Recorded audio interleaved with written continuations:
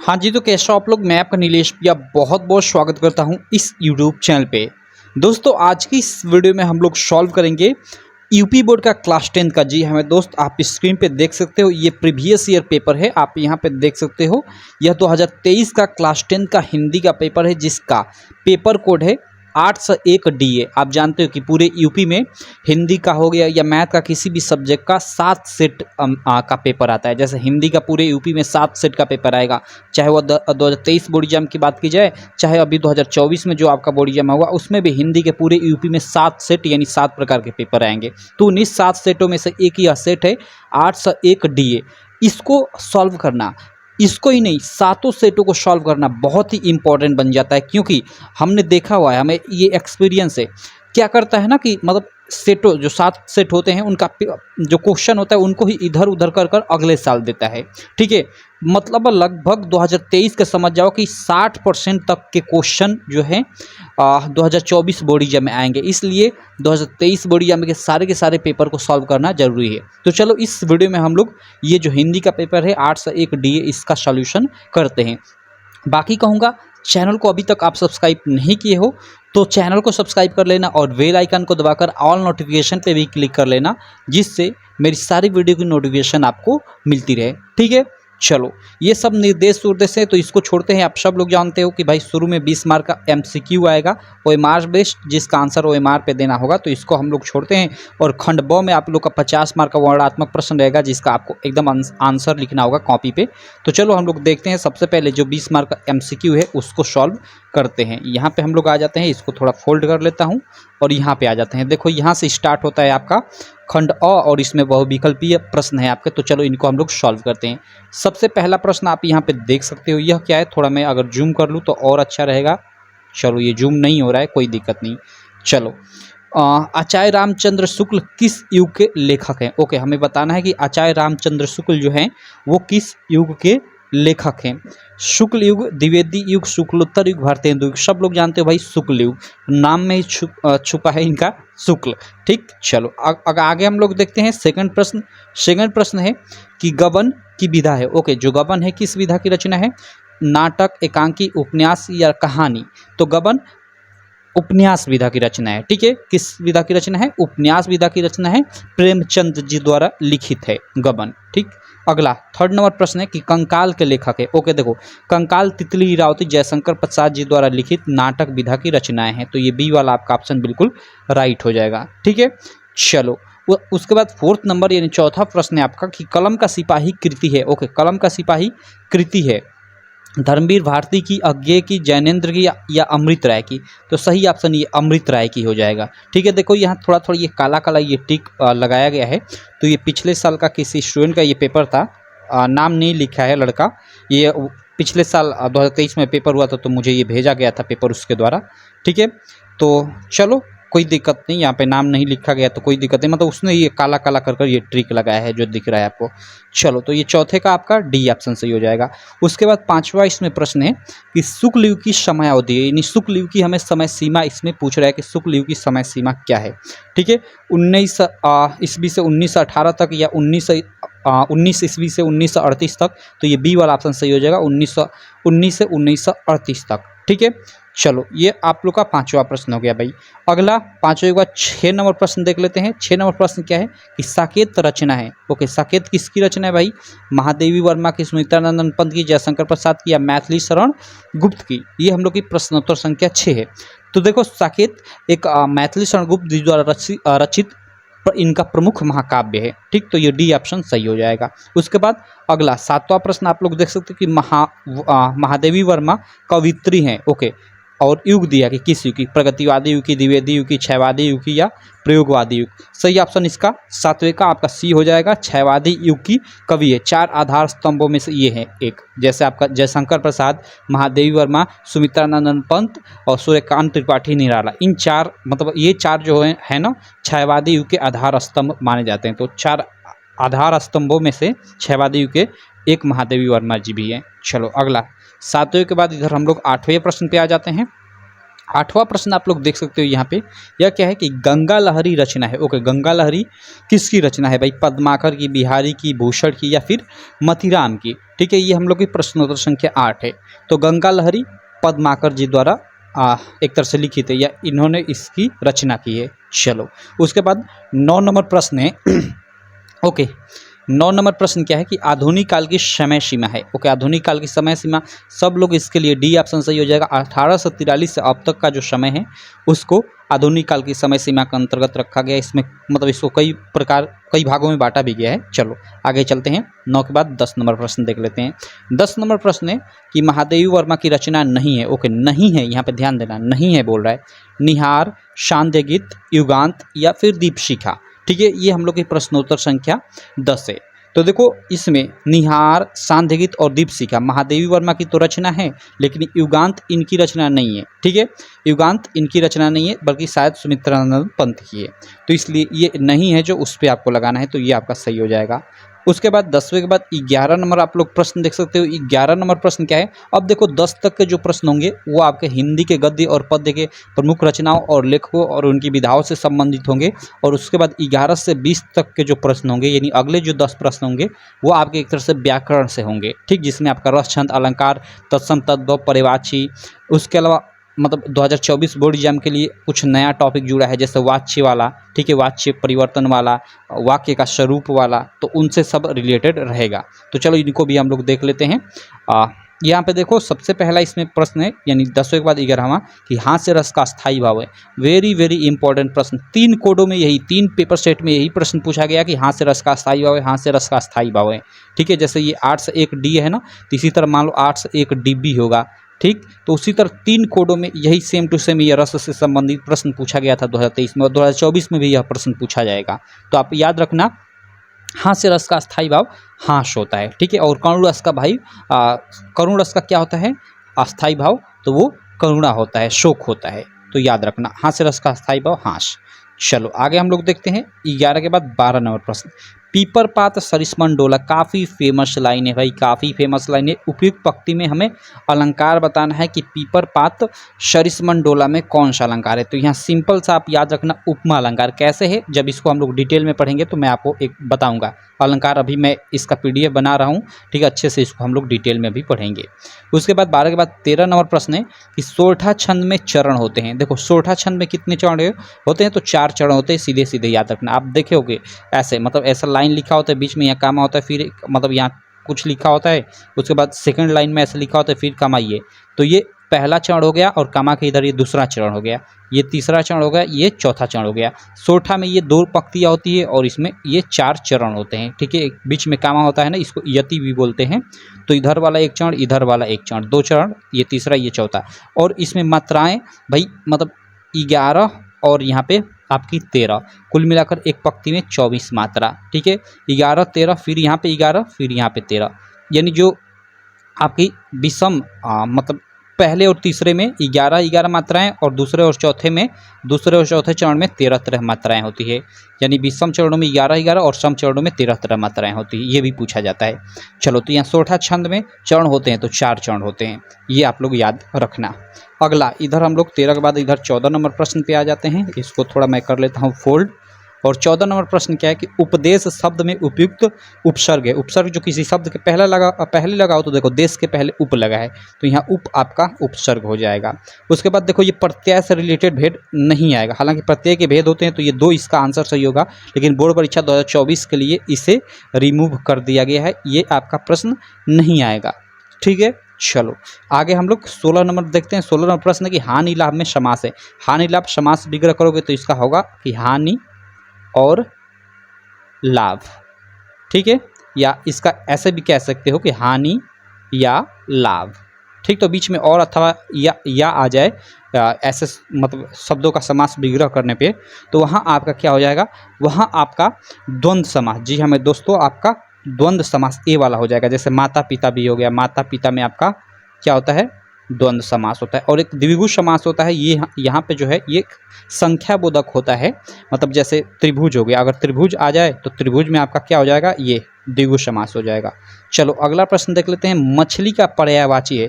Okay, हमें मछली का इसमें पर्यायवाची बताना है प्रश्न संख्या 17 में। द्विज, मीन, मीन, मीन ये बी वाला ऑप्शन सही हो जाएगा। मछली का पर्यायवाची शब्द मीन होता है।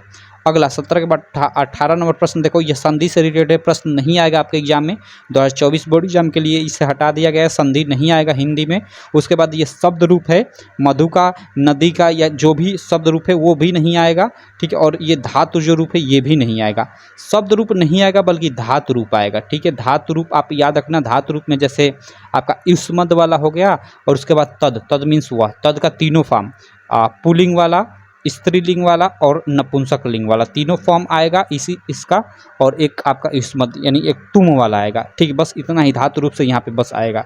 बाकी ये शब्द रूप जो है मधु, नदी या बालक, इन सब से नहीं आएगा। और नहीं ये धातु रूप, पट धातु, हंस धातु, लिखा, इनसे प्रश्न नहीं आएगा। इनके जगह नया प्रश्न ऐड हुआ है आपका वाच्य परिवर्तन वाला, ठीक है। उसके अलावा वाक्य का स्वरूप वाला और एक अभिकारी और अभिकारी शब्द वाला, 3 नए प्रश्न ऐड हुए हैं।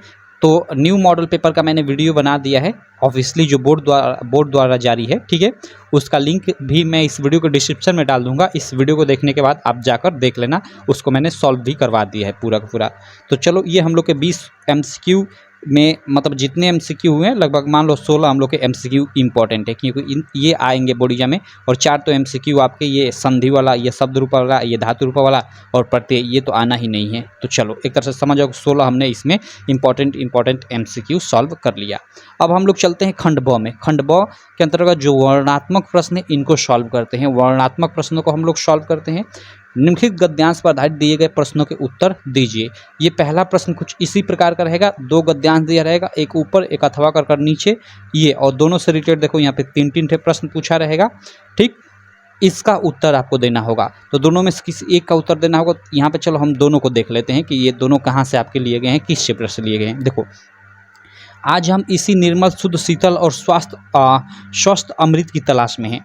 यहाँ शायद आपको अभी पता ना चला हो क्योंकि ये थोड़ा कठिन है, लेकिन यहाँ अगर आप ध्यान से देखो तो आपको पता भी चल जाएगा।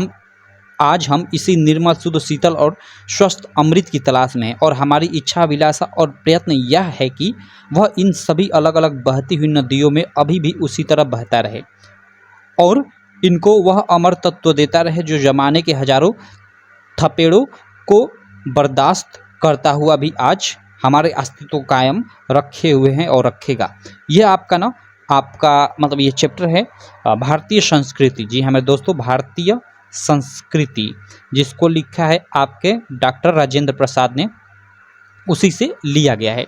तो सिंपल इसका गद्यांश इस गद्यांश का हमें संदर्भ लिखना है। तो प्रस्तुत गद्यांश हमारी पाठ्य पुस्तक हिंदी के भारतीय संस्कृति नामक पाठ से लिया गया है, जिसके लेखक कौन है, तो डॉक्टर राजेंद्र प्रसाद है, ऐसे लिख दोगे। और रेखांकित अंश की व्याख्या, रेखांकित अंश की सिंपल यहाँ भाव केवल स्पष्ट करना है, ठीक है। तो ये भाव स्पष्ट करते रहना, और ये एक नॉर्मल प्रश्न पूछा है तो ये इसको पढ़ोगे अच्छे से तो इसका आंसर भी आप दे लोगे। तो ये आगे के प्रश्नों को आप करते रहना। बाकी इसका देखो मैं डिटेल्ड में सॉल्यूशन लाऊंगा आगे चलकर। डिटेल में हमारी एप्लीकेशन है UPMSP स्टडी, अगर आप डाउनलोड नहीं किए हो ना तो गूगल प्ले स्टोर से डाउनलोड कर लेना। 1 महीने बाद पूरा मैं इसका सॉल्यूशन कर रहा हूँ, एकदम अच्छे से लिख कर, एकदम बिल्कुल डिटेल में। PDF भी आपको मिलेगा और वीडियो सॉल्यूशन भी मिलेगा एकदम अच्छे से।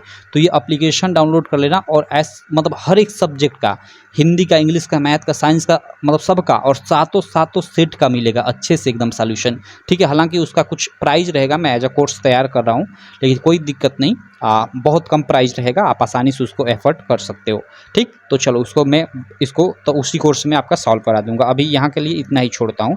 आपको पता चल गया कि किस चैप्टर से, तो आप इसको करते रहना। बाकी चलो आपको ये दोनों में से एक करना होगा, लेकिन इसको भी कर लेते हैं, आपके एग्जाम में पता नहीं कौन आएगा, ठीक। तो देखो अब देखो यहाँ पे क्या है कि यह कोई बात नहीं है कि एक ही स्वभाव और रुचि के लोगों में ही मित्रता हो सकती है। सिंपल यहीं से आपको पहली लाइन से पता चल गया कि जो आपका मित्रता वाला चैप्टर है ना, उसी से ये लाइन्स ली गई हैं, ठीक। तो इसका तो मित्रता के लेखक कौन है भाई, आचार्य रामचंद्र शुक्ल हैं।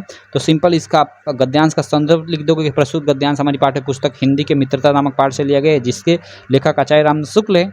और समाज में विभिन्नता देकर लोग एक दूसरे की ओर आकर्षित होते हैं। तो इसका अपने हिसाब से रेखांकित अंश की व्याख्या कर दोगे कि प्रस्तुत रेखांकित अंशों के माध्यम से आचार्य रामचंद्र शुक्ल कहते हैं कि समाज में लोग एक दूसरे की ओर विभिन्नता देखकर ही आकर्षित होते हैं, अर्थात एक व्यक्ति के पास जो गुण नहीं है वो दूसरे व्यक्ति के पास जाकर सीखना चाहता है। ऐसे कर आप लिख दोगे, आपका काम हो गया। 2 नंबर इसका, 2 नंबर इसका, और एक नॉर्मल प्रश्न है, 2 नंबर इसका आप आंसर दे दोगे तो मिल जाएगा, ठीक। तो इस प्रकार आपका ये गद्यांश से संबंधित पहला प्रश्न रहेगा।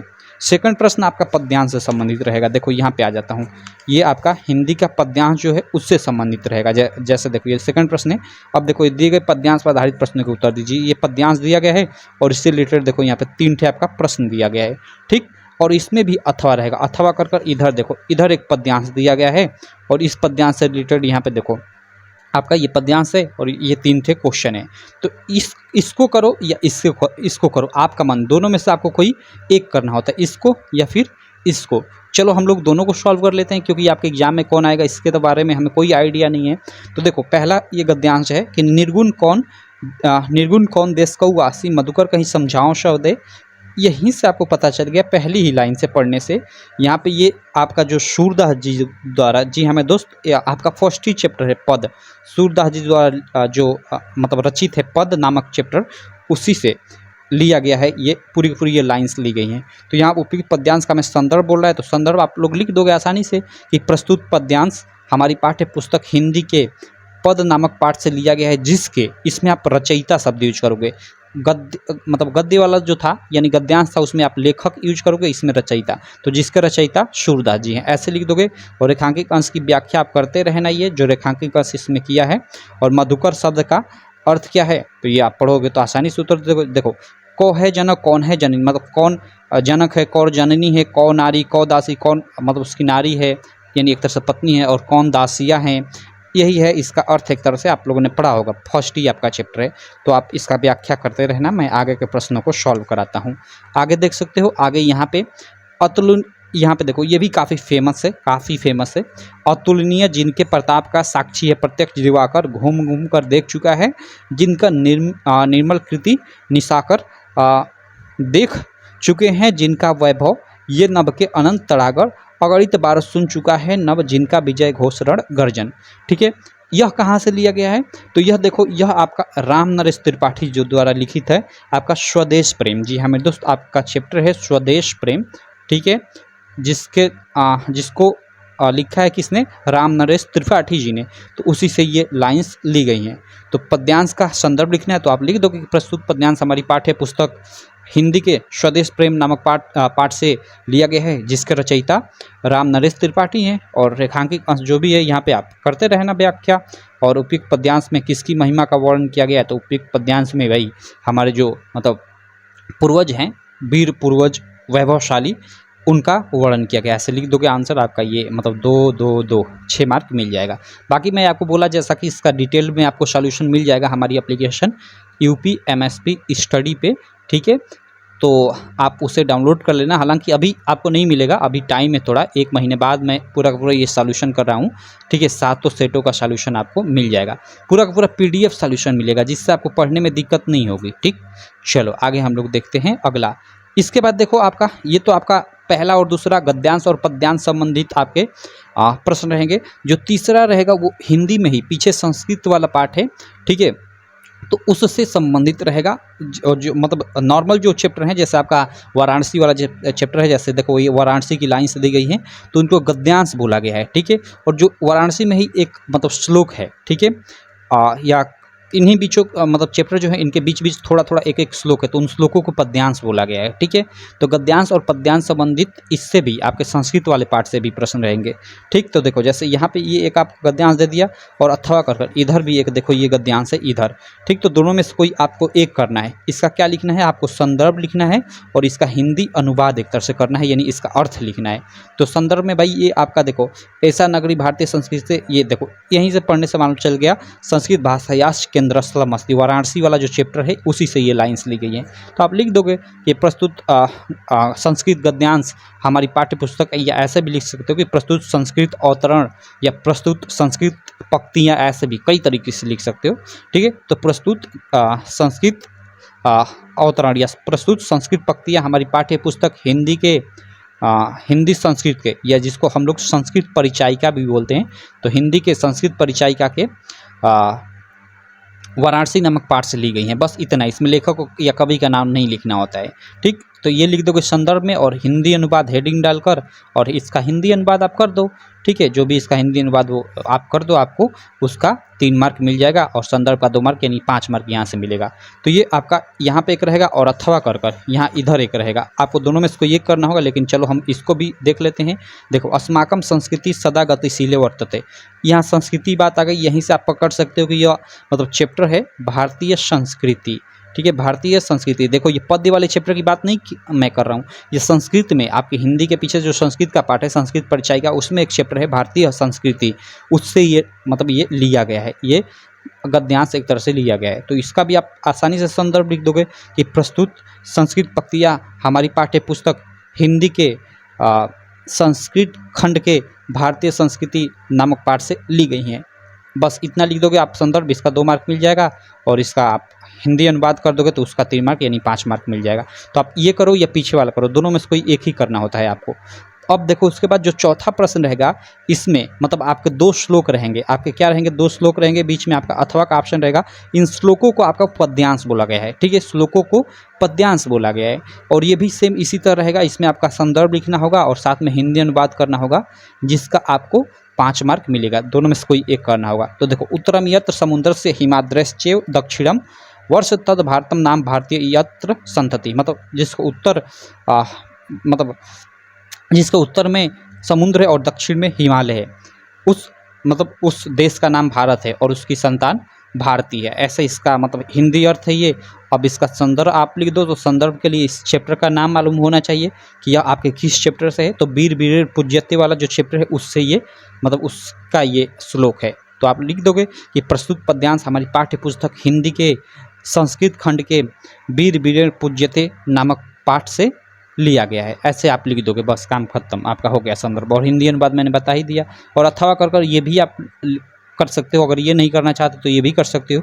किम न हित्वा प्रियो भवति, किम हित्वा न सोचती, किम न हित्वार्थवान भवति, किम हित्वा सुखी भवेत। ये आपका ना, ये तो यक्ष और जो युधिष्ठिर के बीच शायद बात होती है, उसका ये वर्णन है। ये जीवन सूत्राणी आपका जो चैप्टर है ना, जीवन सूत्राणी, उसका ये लाइन्स है। तो आप करते रहना इसका। आप हिंदी अनुवाद में चैप्टर का नाम बता दिया, संदर्भ लिखते रहना। हम लोग अगले प्रश्न पे अब चलते हैं। अगला प्रश्न यहाँ 5वां आ जाता है। देखो, अपने पठित खंडकाव्य से कोई एक आपको यहाँ पे खंडकाव्य लिखना होता है। सारे जिलों का यहाँ खंडकाव्य दिया रहता है, हर जिले का अलग अलग खंडकाव्य होता है। आप देख लेना आप किस जिले से हो, उस जिले का आप खंडकाव्य याद कर लेना। ठीक है, आगे इसको मैं छोड़ता हूँ, आगे चलता हूँ। बाकी एक एक कर मैं सारे जिलों का खंडकाव्य अभी तैयार कर रहा हूँ। ठीक है, वो भी आपको PDF भी मिल जाएगा और साथ में मैं आपको पढ़ा भी दूंगा। अब देखो, जो प्रश्नोत्तर संख्या 6 रहेगा, इसमें क रहेगा और ख रहेगा। 2 प्रश्न रहेंगे। क में आपका 3 लेखकों का मतलब नाम दिया रहेगा, उसमें से किसी एक का आपको जीवन परिचय लिखना होगा और उसकी एक प्रमुख रचना का नाम लिखना होगा, जिसका आपको 5 मार्क मिलेगा। तो इसमें मैं आचार्य रामचंद्र शुक्ल और जयशंकर प्रसाद, ये दोनों के दोनों काफ़ी इंपॉर्टेंट है। इनका मैंने लिखवा चुका है। आप चैनल पर हिंदी की प्लेलिस्ट में जाकर देख भी सकते हो। ठीक है, कि कैसे आपका लिखा जाएगा जीवन परिचय। ठीक, और काफ़ी आसान भाषा में लिखाया गया है ये जीवन परिचय, मैंने लिखा दिया है। आप जाकर याद भी कर सकते हो, वीडियो देखकर लिख सकते हो।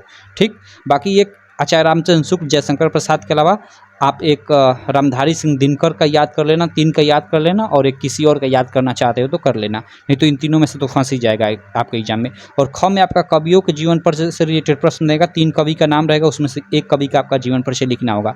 तो कवियों में तुलसीदास काफ़ी इंपॉर्टेंट है, उसके अलावा सूरदास भी काफ़ी इंपॉर्टेंट है। तुलसीदास, सूरदास, उसके अलावा महादेवी वर्मा, ये 3 काफ़ी इंपॉर्टेंट है। तीनों का आप लोग याद कर लेना, याद होना ही चाहिए। उसके अलावा एक और को याद कर लेना आप लोग। ठीक है, सुभद्रा कुमारी चौहान भी याद करना चाहते तो कर लेना, इनका भी काफ़ी आता है। तो कम से कम पद्य में तो आप लोग 4 कवियों का जीवन परिचय याद ही कर लेना। ठीक, तो ये 5 मार्क आपको यहाँ पे मिलेगा। 3 मार्क जीवन परिचय लिखने का और 2 मार्क जीवन परिचय लिखने के बाद अंत में लिखा जाता है कि ये इनकी एक प्रमुख रचना है। ठीक है, तो आप लिख दोगे तो उसका 2 मार्क यानी 5 मार्क पूरा मिलेगा। तो 5-5 10 मार्क का आप लोग का जीवन परिचय आएगा। ठीक है, इस बात का ध्यान रखने की ज़रूरत है। चलो, अगला 7वां जो प्रश्न रहेगा आपका, अपने पाठ्य पुस्तक से मतलब एक श्लोक लिखना होगा। अब श्लोक वो भी लिखना होगा, जैसे मतलब यहाँ पे दो श्लोक थे। यहाँ पे देखो, ये श्लोक थे जो संदर्भ हिंदी अनुवाद वाले, इनको नहीं लिखना होगा। इनके अलावा कोई तीसरा श्लोक लिखना होगा। ठीक है, तो इसलिए आप 3 श्लोक याद कर लेना कि आपकी भाग मान लो खराब रही, 2 श्लोक यहाँ पे कहीं जो आप याद किए हो यहाँ पे आ जाए, तो एक आपका बच्चा रहेगा, तो आसानी से यहाँ पे लिख दोगे और ये 2 मार्क का रहेगा। और 3 काफ़ी आसान श्लोक मैंने लिखवा रखा है, आप वो भी हिंदी की प्लेलिस्ट में जाकर देख सकते हो। चैनल पर जाकर हिंदी की प्लेलिस्ट में जाकर देख सकते हो। उसके अलावा देखो सातवें के बाद 8वां जो प्रश्न रहेगा संस्कृत उत्तर, यानी यहाँ पे 4 आपको प्रश्न दिया रहेगा, उसमें से किन्हीं 2 प्रश्नों का उत्तर देना होगा। अब देखो पिछले साल क्या था कि इसका 1 प्रश्न करने का 2 मार्क, 1 प्रश्न करने का 2 मार्क, यानी 4 मार्क। लेकिन इस साल 1 + 1 = 2 मार्क, यानी 1 प्रश्न करने का 1 मार्क, 1 प्रश्न करने का 1 मार्क, यानी 2 प्रश्नों का यहाँ पे 2 मार्क मिलेगा। यहाँ से 2 मार्क आपका बचा लिया गया है। और उसके अलावा यहाँ जो प्रश्नोत्तर संख्या 9 आता था निबंध वाला, ये 9 मार्क का आता था, लेकिन अब ये 7 मार्क में आएगा 2024 के बोर्ड एग्जाम में। तो यहाँ से 2 मार्क निकाल लिया गया, यानी 2 मार्क यहाँ से और 2 मार्क यहाँ से, 4 मार्क निकाल कर एक नया प्रश्न प्रश्नोत्तर संख्या 10 आपका पत्र लेखन ऐड किया गया है, ठीक है, बोर्ड परीक्षा 2024 के लिए। तो मैंने पूरा का पूरा आपका नया पैटर्न का भी मतलब आपको बता दिया कि कैसे पेपर आएगा। बाकी चलो ये तो आप ये करते रहना, निबंध मैं लिखवा दूंगा। यहाँ पे इन प्रश्नों को थोड़ा देख लेते हैं। देखो ज्ञानम कुत्र संभवति, ज्ञानम कहाँ संभव है भाई? तो ज्ञानम भाई सर्वत्र संभवति, सभी जगह संभव है। भारतीय संस्कृति मूलम किम अस्ति, भारतीय संस्कृति का मूल क्या है? तो विश्वस्य अस्त्रष्टा ईश्वर एक एव इति भारतीय संस्कृति, मतलब पूरे विश्व को रचने वाला ईश्वर एक है, यही भारतीय संस्कृति का एक तरह से मूल है, ठीक है। अब देखो उसके बाद कुत्र मरणम मंगलम भवति, तो भाई वाराणसी, आपने पढ़ा होगा वाराणसी मरणम मंगल, वाराणसी में मरना मंगलकारी होता है, तो वाराणसी मरणम मंगलम भवति। चंद्रशेखर का आसीत, तो चंद्रशेखर एक प्रसिद्ध क्रांतिकारी देशभक्त च आसीत, ऐसे लिख दोगे आपका ये हो जाएगा। चारों प्रश्नों का उत्तर दे दिया मैं, केवल इसमें से आपको 2 का ही उत्तर देना होगा। आपका मन पहले का 2, चौथे का 2, या पहले का 2, तीसरे का, आपका मन किसी 2 प्रश्न का उत्तर दोगे आपको 2 मार्क मिल जाएगा, ठीक है, नए पैटर्न के अनुसार। तो ये रहा पूरा का पूरा हमने यूपी बोर्ड का 2023 का ये हिंदी का पेपर था, जिसका कोड था 801 BA। इसको हमने पूरा का पूरा सॉल्व किया, और साथ ही इसके मतलब हमने देख लिया कि जो प्रश्न नहीं आएगा उसको मैंने कटवा दिया, और जो नया यहाँ प्रश्न हुआ है वो भी बता दिया, यानी नया पैटर्न जो है बोर्ड परीक्षा 2024 का उसको भी मैंने एक तरह से आपका बता दिया। बाकी नए पैटर्न पे आप लोग मॉडल पेपर देखना चाहते हो जो बोर्ड द्वारा जारी है हिंदी का, तो उसका लिंक इस वीडियो के मैं डिस्क्रिप्शन में दे दूँगा, आप जाकर देख लेना, ठीक है। उसको मैंने सॉल्व भी करवा रखा है, और जो हमारी एप्लीकेशन है UP MSP स्टडी, आप उसे गूगल प्ले स्टोर से डाउनलोड कर लेना। डाउनलोड करना तो बिल्कुल मत भूलना यार, काफ़ी आपको यहाँ पे हेल्पफुल होगा आपके स्टडी के लिए, ठीक है। तो चलो मैं मिलता हूँ आपसे नेक्स्ट वीडियो में। आशा करता हूँ यह वीडियो आपको काफ़ी अच्छी लगी होगी। वीडियो अच्छी लगी तो वही कहूँगा, चैनल को सब्सक्राइब कर देना, वीडियो को लाइक कर देना, और अपने सारे दोस्तों में इस वीडियो को शेयर भी कर देना। चलो मैं मिलता हूँ आपसे नेक्स्ट वीडियो में, तब तक के लिए थैंक यू।